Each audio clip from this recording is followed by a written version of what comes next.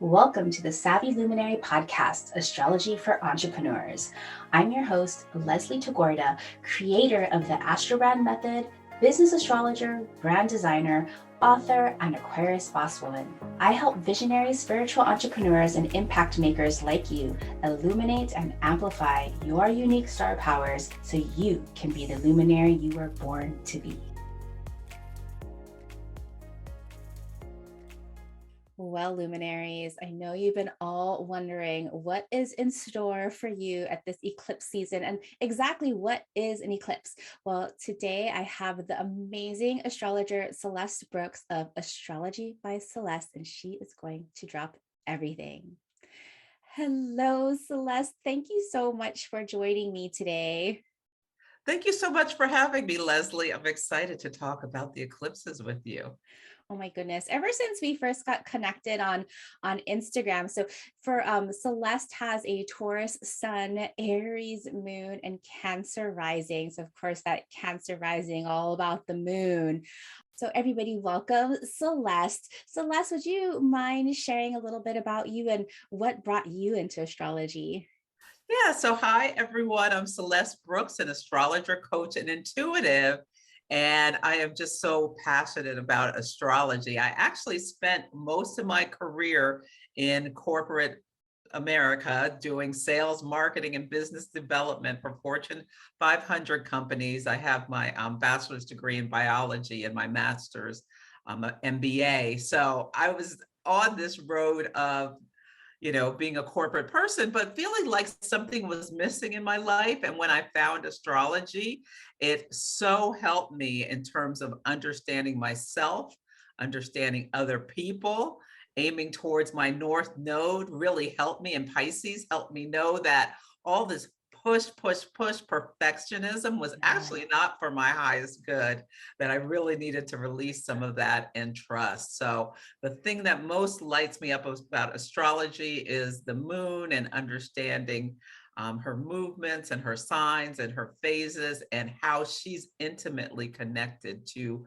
events in our lives and how we can use her cycles in order to move our goals in life forward.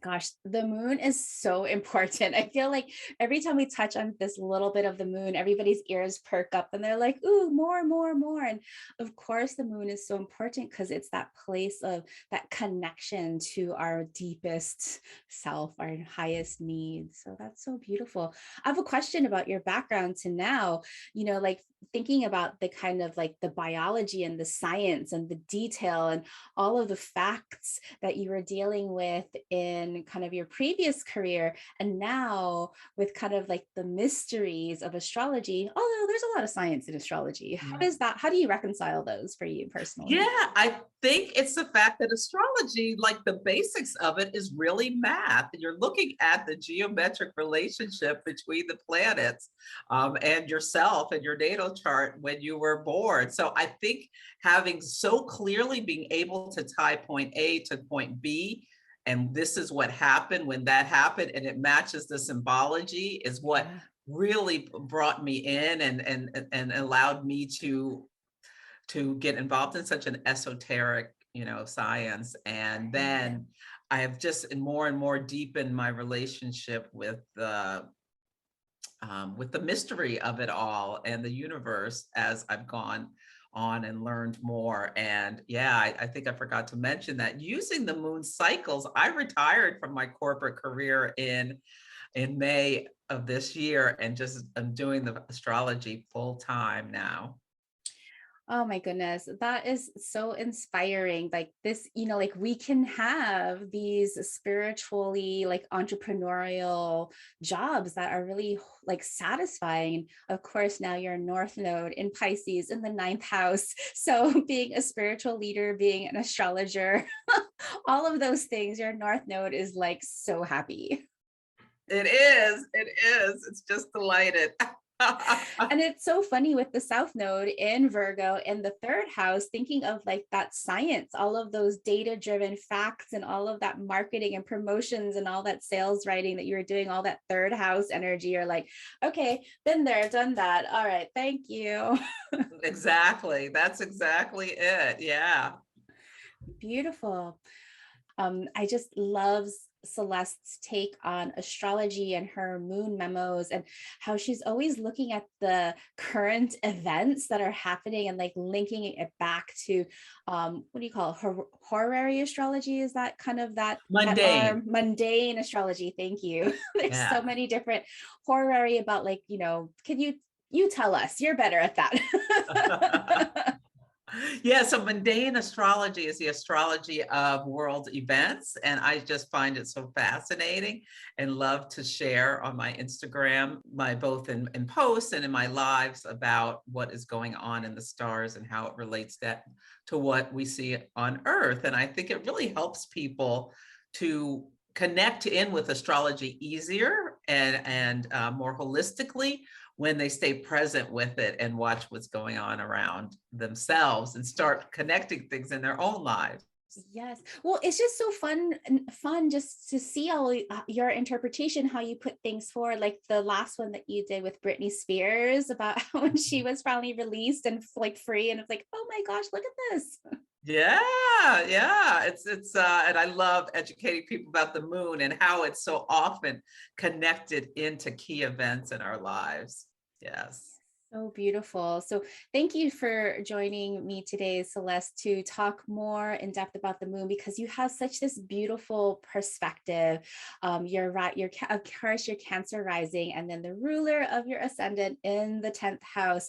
So bringing all of this moon wisdom into full public display in your life and business. So beautiful. Ah, thank you. So today we're really here to talk about this upcoming eclipse season. We have our Taurus full moon eclipse that's happening on this coming Friday, November 19th. And then on December 3rd, we have the new moon eclipse in Sagittarius. So when we have those two eclipses in a row, it's called a season. Could you tell us a little bit more about what these seasons are and what they mean? So yeah, so twice a year we have what's called an eclipse season. And eclipses are new moons and full moons like times 10 or 10,000, depending on how it impacts your life. And what happens is they are a result of when the lunar nodes, there's a north and a south node, that really are our karmic destiny points. Mhm. We're really working in this life to lean into our north node and the characteristics of the sign, the positive ones, and releasing some of the shadow sides of the south node, which is what really is comfortable and easy for us and maybe Yeah. even habitual. So they're always transiting in the sky. And when the sun essentially gets within about 18 degrees of the of one The of the nodes. nodes. They're twice a year and they last about 31 to 37 days. And this is when we can see big events coming into our lives. It's times of big beginnings and big endings, both in our lives and in the collective. We can see the stories in the collective about the eclipses. And so the nodes have been in Gemini and Sagittarius since May of 2020. Mhm. And so we've had multiple eclipses in those signs. And now the North Node is at 1 degree of Gemini. So it's really close to moving into Taurus. The nodes move in retrograde formation. The nodes, of course, are finally changing axes in January of 2022. So Yes. that's Yeah. So exciting. that's why we're having our first eclipse on the Taurus and Scorpio axis coming up this Ooh. Friday. Now, what was really also interesting in 2020, because I noticed that a lot of people started like turning towards astrology when everything was just so unknown in 2020. What was different about those 2020 eclipses is that we had a set of three eclipses in those 30, 31 day seasons, where now back into 2021, we get, okay, two eclipses. So like a little bit pressure taking off. But what do you I've heard people talk about eclipses as being portals or like gateways to the next 6 months and things to be feared. And what is your take on these eclipse seasons? So what happens during an eclipse is that, let's talk about a solar eclipse. So it's a new moon where the nodes are so close that the moon and the sun, when they line up at the same degree, the moon cuts the sun's transmission, essentially the light off from the earth. And it's as though a channel has changed and we can't go back to what was before. We have to go forward. So yeah, it is like a portal. We step through a gateway, we look back and the door is closed. And so sometimes this is really unnerving through people because a lot of big things happen then. And you can think about how the ancients, they'd be standing outside and all of a sudden the sun would go in the middle of the day, the sun will get dark. So these are things they feared because sometimes they are associated with difficult events. But I really think we should move through these seasons without fear, because look back on your life. You know, there's so many blessings as well as some difficulties, but this is all part of our evolution, and it's best to, you know, be open to what's coming rather than fear it. Yeah, I think for me personally, just because I have so much mutable energy, I love change. Like as soon as like I'm Mhm. always just looking forward, I have a hard time looking back. But what would you say for those of us that have a lot of fixed energy, like a lot of Taurus or a lot of Scorpio, where like change is like, ah, Yeah, so us Tauruses have Uranus in our sign, so change is coming whether you like it or not. And yeah, so this is a big thing about the whole year of 2021 is that the main aspect is the Saturn Uranus square. So Saturn in Aquarius, which is all about Saturn's all about boundaries and restrictions. And Uranus is in Taurus, which is and Uranus is about breaking free, being awakened. So these are both in fixed signs, the fixed signs of yeah. Taurus, Leo, Scorpio, and Aquarius. So fixed signs are really being shooken up this year, and we have to, for our highest good, make these changes where we release structures that are no longer serving us. And I think this next eclipse um, in Taurus will really help fixed signs be able to like just let things go. And I think intentionally we should be thinking about what do we want to let go for our highest good. Oh, that is so wonderful. It's like let go and fall up. I know I was thinking about like when like I've been looking at that Saturn Uranus square and what does it mean for us in our businesses and that idea of letting go and like innovating these like systemic structures that are not built for the highest good for all, right? They're built for just a small portion of the population. And so what needs to be torn down and rebuilt in this equitable, sustainable fashion. I have to throw some like social justice in there, you know? I love that. Yes, because the old ways are gone. I mean, the pandemic has meant that things have changed and they're permanently changed. And now is the time, if you haven't already made the adjustments for your highest good and the highest good of the community, that Aquarius is about community. Now is the time to be making those changes.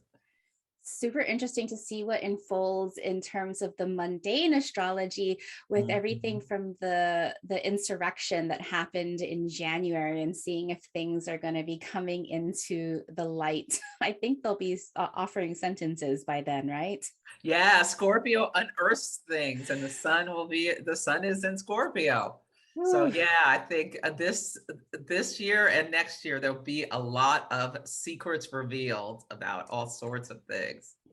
Woo. So if you know if there's anything that we can take away from like these season of eclipses is that what I'm hearing is that it's this time where we just have to let go and welcome in the changes and unexpected. And can you tell us about, some people say that an eclipse season or that doorway, that portal is open for 6 months or so. Can Mhm. you give us some insight into that? Yeah, so there is so much talk about, well, how long is the impact of eclipses? They're definitely not a day. Eclipse season, some people talk about like that 31 days, but you can see things sweeping into your life 6 months before and 6 months after related to the eclipses. And if you think about it, especially when the nodes are in the signs, they're kind of activating around the same area of your chart.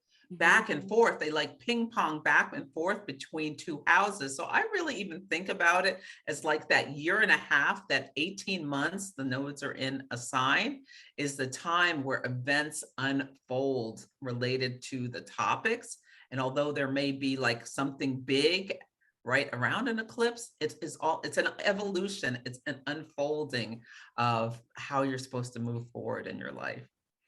Whew. So yeah, pay attention to that 27 degree of Taurus where we're going to have the first full moon eclipse, and then excuse me, and then the 12 degrees of Sagittarius where we'll be having that new moon eclipse, because those degrees will be kind of little sensitive points in your chart as kind of the moon crosses over, other planets pass over. If you have natal planets in those sensitive areas, those planets are going to want to say like, hey, it's time for an up level, it's time for a revolution. Exactly. Yes. Yeah. So this coming Taurus full moon eclipse, excuse me, there's quite the astrology. It's quite a powerful eclipse, wouldn't you say? There's some specific things happening. Yes, yeah, there's so much about this eclipse. So first, it's the first eclipse on that Scorpio Taurus axis. So I think we can see themes sweep into our lives and the collective that are giving us, it's kind of like a preview of 2022. Hmm. Really staying present to see what happens is the number one thing. My favorite thing about it is that this eclipse, the moon is right near the fixed star of Arcturus, and that is the star of the Pathfinder. And it's all about, it talks about how the hunter becomes the farmer. So I think in our businesses as well as in our lives, it's really a great time to think about how we want to innovate things in our lives and how we want to, make changes in order to, yeah, like new pathways for revenue, new pathways for whatever we want in our life. I think there's a lot of energy for that. I've seen, if I could add to that, Oh, I've sorry. noticed in like kind of the entrepreneurship communities, a lot of people coming out of the closet in terms of like using their intuition as a strategic tool. Like even if they have like kind of like mundane businesses like lawyer or accountant or like just a regular therapist, how people are getting really curious about how to bring more spiritual tools, using their intuition as like a real strategic place in their business. Do you think that could be kind of an awakening of that as well? Oh, yes, definitely. Feeling leaning into intuition, listening to that inner voice. Where is that leading you on your path? Yes. Ooh, I love that Pathfinder. I resonate so much with Yeah. that, the Wayfinder, the Pathfinder. Yeah. And then of course, looking into the future with 2022, we have the big the Jupiter Neptune conjunction, which is like that spiritual awakening that we're all moving towards. Yes. Yeah. And I should make it clear that the moon is what's called parallel Arcturus. It's like they're at the same declination, not at the same degree. So it's almost like a conjunction. It's like they're holding hands. So I love it.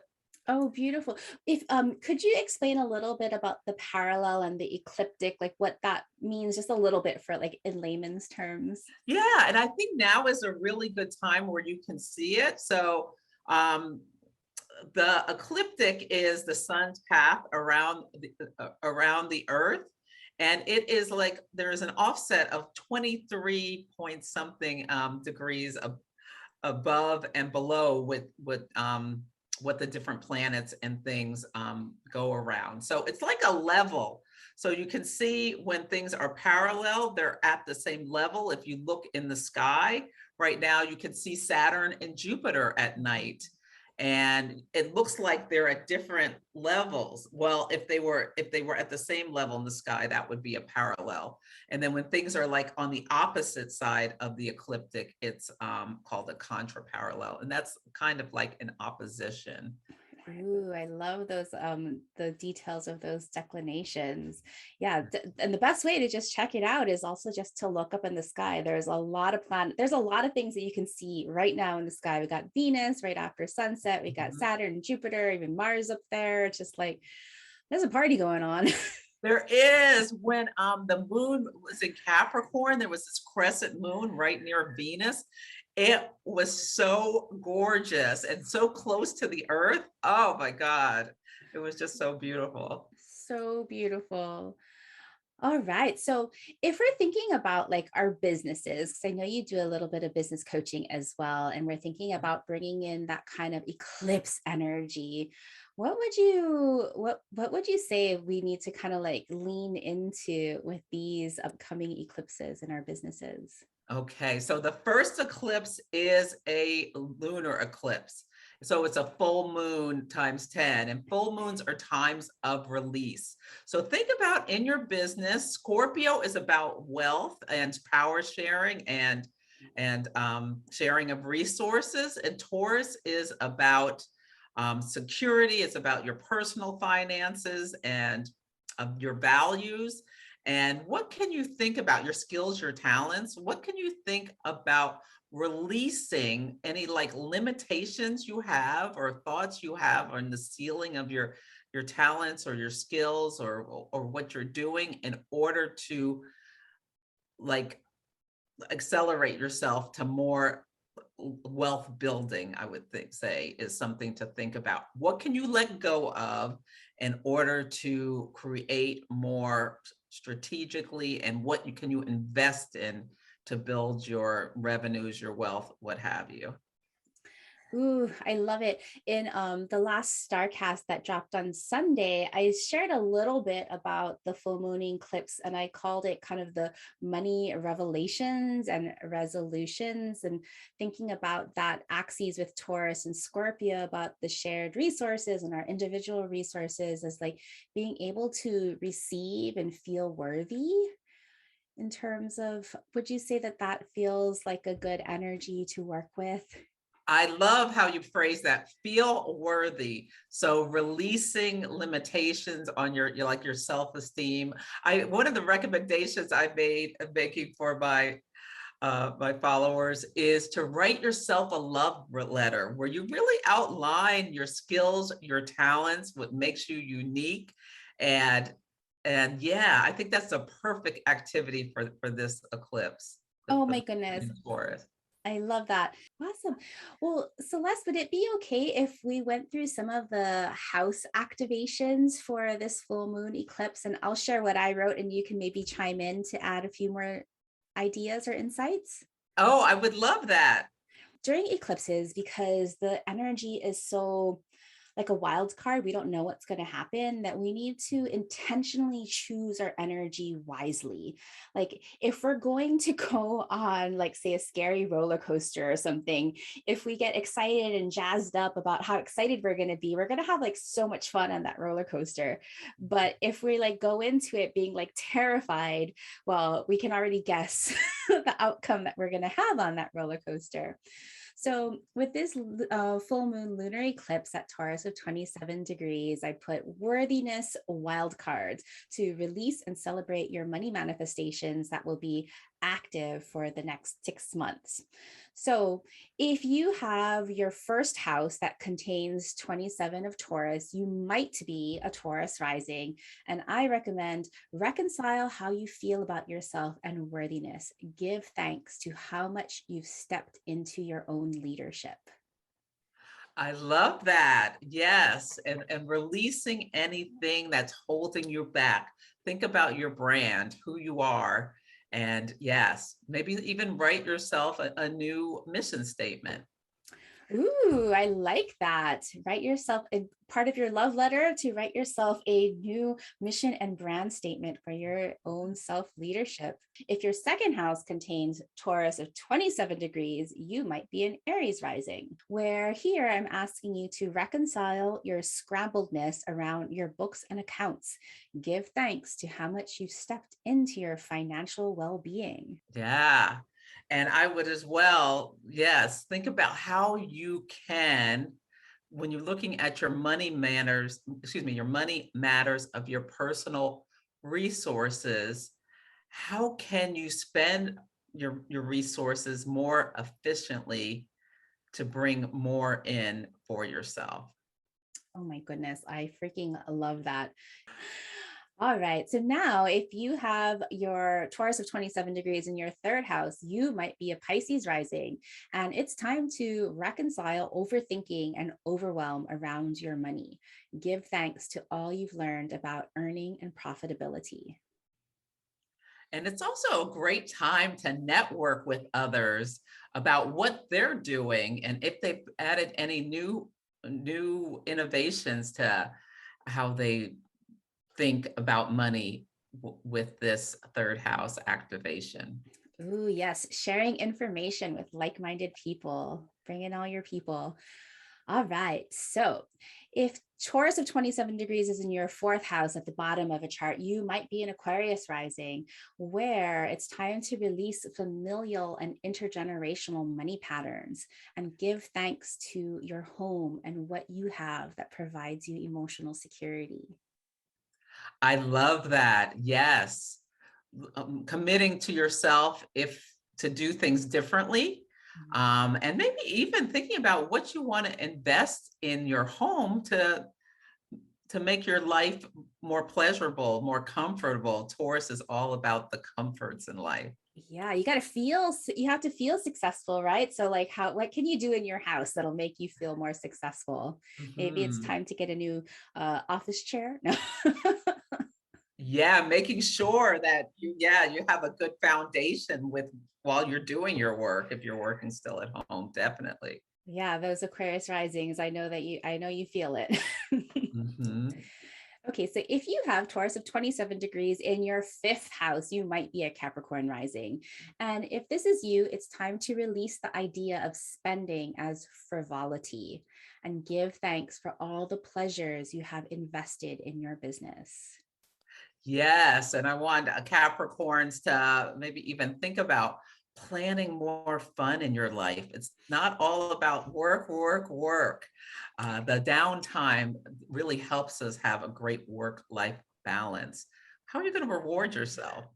Yeah, and it's not a frivolity to buy yourself something nice. It's not. Okay, so you might be a Sagittarius rising if you have Taurus of 27 degrees in your sixth house. And this is not me, but I feel like this one feels really important to me. But it says resolve your rigid spending plans and budgets. Give thanks for the abundance and routines you've put into your savings. I love that.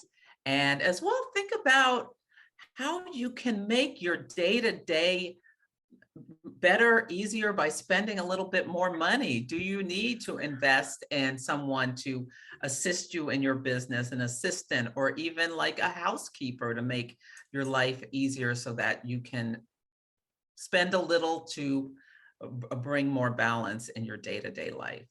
Oh my goodness. Yes, bringing in some help if you're a Sagittarius rising. I love that. Paying for a house cleaner, or paying for people to support your business so you can grow even more. If you're a Sagittarius rising, you have a lot of growth to be made. Mhm. So if you have Taurus of 27 degrees in your seventh house, you might be a Scorpio rising, and it's time to detox your codependency on what others think to judge your worth. Give thanks for the resources and value you add to trusted relationships. Yes, and review how you invest in these relationships and make sure there's a reciprocity there and that Oh, there's, yes. yeah. No codependency, reciprocity. Beautiful. Okay, so if you have Taurus of 27 degrees in the eighth house, you might be a Libra rising. I know there's a lot of Libra risings listening here. So it's time to reconcile your debts, to trust your ability to gain a return on investment. Give thanks for the returns that you have now gained. Yeah, and think about how you can get a jump on tax season by, spending a little time now, investing your time in order to release some of the stress later. Ooh, I love that. Getting a handle on tax season, also like putting a spending plan together because like maybe you don't have enough expenses that you need to let go of. So what are you going to invest in yourself and your partnerships? I love that. Mhm. Ooh, we should do this more often. This is fun. Yes. Okay, so if you have Taurus of 27 degrees in your ninth house, maybe you are a Virgo rising, where it's time to reconcile your debilitating, limiting self beliefs around worthiness and give thanks for the growth you've seen in your business. I love that. And what new skills do you want to bring into your business? Can you invest in a course? Release any holds on critical thoughts about why you can't spend this money. Think about investing in yourself. Ooh, perfect for that ninth house, especially for all those Virgo risings. They're so hard on themselves. Hmm. So if you have Taurus of 27 degrees in your 10th house, you might be a Leo rising. This is a really important for your public life. Time to reconcile unfinished business and projects that might be leaking profits and give thanks for your accomplishments and next possible steps. Yeah. Yeah, celebrate all the wins of 2021. It has been somewhat bumpy for some Leos, especially during Leo season. So yeah, celebrate and congratulate yourself for moving through this time and how you've grown with Saturn opposing your sign. Yeah, what you've had to separate from and just give thanks. Yeah. Now, if you have Taurus of 27 degrees in your 11th house, you might be a Cancer rising. And it's time for you to resolve your relationship to giving so you can give within your means. Give thanks for the social impact and change you've already made. Yeah, and cancers can get comfortable with things. So think about the changes you want to make in the groups that you belong to. Mm. Think about how you're going to network with others in order to learn about, new ways of working and new ways of investing and new ways of using your resources for your highest good. Yes, for your highest good. And also to add to that, like, don't overgive. Okay, Cancer rising, please do not overgive. Give within your means and make sure you are receiving as much as you're giving. Mhm. All right. And if you have Taurus of 27 degrees in your 12th house, you might be a Gemini rising, where it's time to release your fears around money that create financial self sabotage. Give thanks to your ability to heal and turn your wounds into gifts. Yeah. Whenever there is a eclipse or anything in your 12th house, it's about, yeah, what are you letting go of? What are you saying goodbye to in order for your highest good? And yes, although with getting enough rest, I think is really important for that as well. Embracing that Taurus need for some comfort. Oh my goodness. I was laughing while I was reading that because I write these things, a while back. And then I was like, I'm laughing because that's me. And I was laughing because I was like, oh, how appropriate is this? I forgot that I even wrote this. And I definitely need that rest. So thank you, Celeste, for Yes. galvanizing that for me. Yeah, we all need to get extra rest, but especially when it's in our 12, 6 or 12 houses. Yeah. So I'm curious, do you have anything else that you wanted to talk about or add to this eclipse before we move on to questions from some members of the Savvy Luminary Facebook group? Yeah, so one of the big features of this eclipse as well is Mars, the planet of action, is opposite Uranus, the planet of sudden change and revolutions and rebelling. And so really watch yourself not to make impulsive decisions. If something comes into you, an idea, a suggestion, before implementing it into your business or making any big changes, let the eclipse go by and give yourself a few days to really think about it so you make sure you're acting strategically and not impulsively. Ooh, yes, I love that. And if, to add on to that Mars opposite Uranus, because Mars is in Scorpio, right?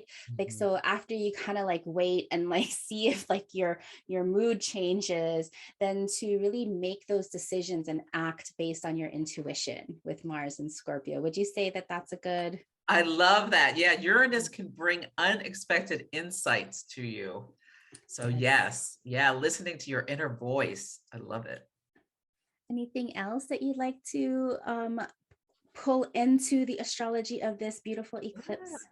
So Mars in Scorpio is in what's called a sextile to Venus in Capricorn, and sextiles are opportunities to have things work together. And I see that Scorpio Capricorn as like the CEO influence about how can you strategically plan and then move into action with your goals that you want to move forward. So it's a good time to take a look at your goals and plans for the rest of this year, as well as maybe even give some thought about 2022. Oh, yes. I think we're all thinking about 2022 already. I know I I would am. hope so. Yeah. It's almost here. And then Venus is also trining Uranus also but Mhm. from that other way.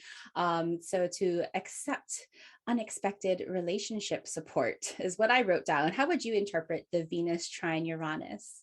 Yeah, I think it'll bring some unexpected, yeah, unexpected people wanting to help you, even because Venus is receptive. So being open to unexpected presence of all sorts. Ooh, Yeah. this feels, I mean, it feels lovely. I know that there's like some sticky parts and things, but Mhm. it's life, right? If we can like, not to make everything all like light and happy, but if we can really put our intention and our attention on all of the possibilities, like all of the bright spots, then we can really manage this eclipse really well. Yes, I agree totally. I think that, yeah, being open to receive, looking at the bright side. If we stay present and be the observer, I think we can do really well through this eclipse season. And there are such nice little grace notes with it that Grace are notes. lovely. Yeah. Beautiful. Well, do you have some time to go over some questions that we have from the members of the Savvy Luminary Facebook group? Oh, yes. Beautiful.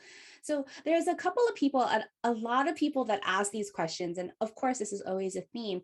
They actually have natal planets being activated by this Scorpio, excuse me, Taurus full moon. And so Erica Tebbins says on the eclipse, she's actually born on a full moon. She's a Scorpio sun and a Taurus moon, and they're within like 4 degrees of this eclipse. What might you have to, what might she need to look out for? Yeah, so you're having an eclipse to your sun and your moon. So I think there could be a lot around identity that shifts within you, that maybe like you might even need to like let go of some parts of your identity, how you relate to the partners that you work with in your business or your life. You may want to make some changes in that aspect, because with that Taurus moon, you really like things the way you like them. And this is a call to release some things and let some change come in. So I'd really recommend you journal and really think about, just like free form writing, what is coming to you about what changes you need to make with the people you work with in your life, and so that you can like shed some things about your identity and kind of rebrand yourself a little bit, even if there's little small things. Oh my gosh, I know she's actually going through a rebrand right now. So that's Erica, right on the knot. You're doing everything that's already destined for you. Perfect. Beautiful. Rita Perez says that she has a Taurus sun at 28 degrees, Mercury at 25 degrees, and then Scorpio MC at 5 degrees with Pluto at her MC. And she can't help but think and feel that big things are about to happen for her. She says Taurus is in her 4th house, and she's been doing a lot of organizing both physically and digitally in her business and home. And so she wants to know how she should kind of maybe harness the energy of this eclipse. Yeah, I really think this is working smarter for her. And so how can you look at your systems and your processes, the foundations, and release things that are no longer serving you, especially with, so what's happening is the South Node is going to move into Scorpio, and so it's going to climb towards your midheaven. And the South Node is times of release. So really focusing on what you can let go of to make space to bring in more of what you want, I think, with that Beautiful. access. Yeah. So Rita, that organization is like a purging. It's like a detox Yes. Purge, of your yes. home and your business. And Maria Sutrin also asked, she wanted to know, how will this affect people who have that Scorpio midheaven or even a Taurus midheaven? And then the generation that has that Scorpio, like late degree Scorpio Pluto, let's throw that in there too. Yeah. An eclipse to the sun shining on your Pluto. I like to think about thinking about the power is on your side. Another thing that's happening with this eclipse is that the fixed star Algol is right next to the moon. And so it's being activated. And this is about intensity. And it's all about, I like to think of it as like the divine feminine. It's a feared fixed star, but a part of why it's feared is because about women who won't be subservient and stand in their own power. So if you have Pluto near your midheaven, yeah, how are you going to make your next steps to exert your power and influence? I would say. Let's talk a little bit about that, because when I was listening a couple of days ago, you were having a IG live with Teresa Reed, and you were talking about the dangerous beauty of this. And, it's so interesting, right? How like powerful women have always been demonized. Essentially, right? Like they're dangerous, they're unpredictable just because they know what they want. And so, for all of us that have that, late Pluto in Scorpio at those late degrees where it's going to be impacting, it's like, ooh, time to bring out your dangerous beauty. Yes. Yeah. You could watch my YouTube. It's at Astrology by Celeste. I talked about this eclipse and went into more detail about the symbology of the fixed star Algol and why it's been so feared. One of the in Talmudic law, it was considered to represent Lilith, who was Adam's first wife, refused to be subservient and fled from him. And so, just Good like for you Lilith. said, yes, powerful women have often been demonized, but how can you stand in your power? What degree is Algol at? 26 Taurus. 26 Taurus. There we go. I'm not an expert in fixed stars, so definitely check out some of Celeste's work. She loves to incorporate some of those fixed stars. I've learned so much from you about fixed stars, Celeste. Thank you. Oh, thank you. I love looking at them because they're really fascinating, because cultures, all over the world, the ancients who never met each other or anything, like at the time, gave the same kind of symbology to the stars. It's just incredible about how there's this like divine intelligence or this connection through the universe to the meanings of things. Even across all of the Pacific, they have very similar myths towards these stars. So I'm looking at my natal chart. I have Mars at 23 degrees of Taurus. So Is that an orb? I think so. I think you can look at 3 degrees. You also are right near a fixed star Capulus. So yeah, so that as well can give you great executive abilities. And yeah, so the Perseus constellation is a Perseus who was a prince, and he killed Medusa. He cut off her head. She was the Gorgon, where if you looked at her, she Turned you had into snakes for stone. hair. Yeah, you turned to stone. So Capulus is part of the sword, and Algol's in the head of Medusa. That's So another you story have that breaks both my of them. heart. That Medusa story. Do you know why she turned into that Gorgon? Yeah, because she was Athena's priestess, Athena's Hmm. of wisdom, and she broke her celibacy. Hello, a woman being being She she was assaulted. She was sexually assaulted, no less. That's why she broke her celibacy. It wasn't her fault. Like all of the things that happened to Medusa were like put on her. It's like terrible. I think of beautiful Medusa, and I think of like what she was turned into and why people don't know her full story. So just wanted to yeah. put that out there. Yeah. I hadn't heard that part of her relationship with Poseidon was not voluntary, but that's no It was not surprise. consensual. Ah, that makes total sense. Can you believe it? Yeah. How many women have been persecuted for, Yeah. yeah, essentially. We see that going on in the United States right now in Texas. Still happening. Oh my goodness. Well, thank you so much, Celeste. This has been so much fun. Before I let you go, I want to ask you my star questions, just a fun little answers, as you are a spiritual entrepreneur using spirituality in your business. So S is for spirituality. How do you use spirituality in your business? Oh, yeah. So I really follow my instincts with a lot of things that I do and listening into the inner voice. I use astrology. So, Yes. like, I'll cast a chart to planning.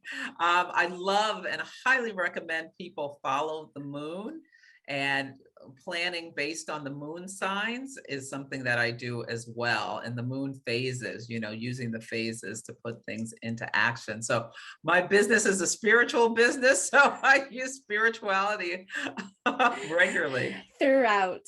Beautiful. So T is for thanks. What challenges or hard experiences did you overcome that you now have thanks for? So hard experiences. So it was a big transformation for me in order to move from, a totally acceptable corporate career where that, you were just given validation for, Yeah. in order to move into astrology, which sometimes people look at you funny when you tell them that you're an astrologer, and really embracing a spiritual business. It took a lot for me to make that step change and be willing to shed that old story about myself and release wanting validation from others. Yeah, that's one of the Ooh. hardest things I've done over the last couple of years, and taking the risk to be an entrepreneur and just trusting that this is my path and this is what my guides want for me and what the universe intended for me. So much gratitude for you taking that risk. Imagine like if you didn't take that risk, like we would all be at a loss because you need to share your moon wisdom. A is for activism. How do you find your work impacting the world and making the world a better place? Yeah, so I talk to a lot of people who do want to be change makers, or socially conscious, and working with them and helping them understand what their soul's path is something where I feel like I help myself and help other people figure out how they want to use their activism in the world, whether it's just by, where they donate, what they talk about, or sometimes even making career changes in order to fully embrace, um, being part of the solution. Beautiful. Okay, R is for radiance. What do you radiate so effortlessly? I hope I radiate like having confidence in yourself and knowing your worth and knowing your value and letting it shine through you and unapologetically. So beautiful. Oh my goodness. Thank you, Celeste, for sharing those pieces of you and your business and your spiritual entrepreneurship journey. So, if do you have any last nuggets of wisdom to share about the eclipse? Yeah, I think just stay present. Just really watch what evolves into your life and into the life of people around you. And yeah, I think you have an optimistic view is what I'd like people to take away from this eclipse Beautiful. season. So, how can people find you? How can people work with you? What do you have coming up?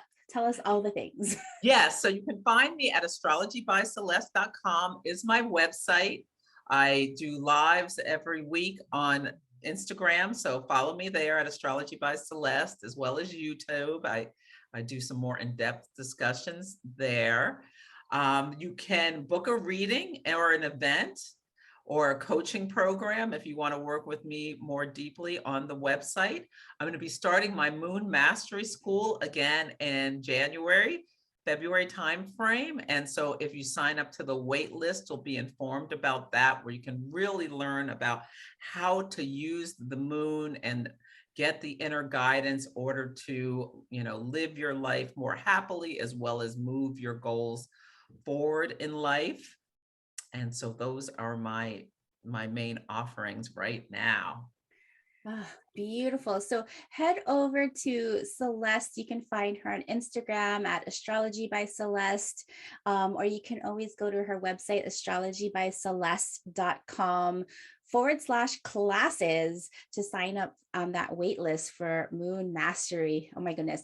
Well, when Moon Mastery comes up, we'll have to have you come on again to talk about it and to share what people will get. So let's get that scheduled. I would love that. Oh, and I also have a calendar for sale. If you go to my blog page, the latest blog is about a digital calendar where you can just get all the moon phases and moon changing signs on your iPhone or your desktop computer. And there's a discount code for that. Beautiful. I'll have all of those links and those discount codes, which is Celeste 15, on the notes for this episode at thesavvyluminary.com. But otherwise, go find Celeste on all the social media platforms because she just drops so much good wisdom. So thank you, Celeste. I really appreciate your time today. Thank you so much for having me, Leslie. It was such a pleasure to talk to you and your community. All right, luminaries, that's all we have. So remember what Celeste said, write a love letter to yourself. I know I will be doing that. I'm probably going to write a love letter to my inner child. I feel like I need some inner child healing. And then also, of course, catch Celeste on Instagram and YouTube. All right, luminaries, until next time. Bye. If you love this podcast, please consider doing me a favor and heading over to Apple iTunes and leaving me a rating and review. Your rating and review helps this humble podcast get seen and found by more listeners like you. Please share the love.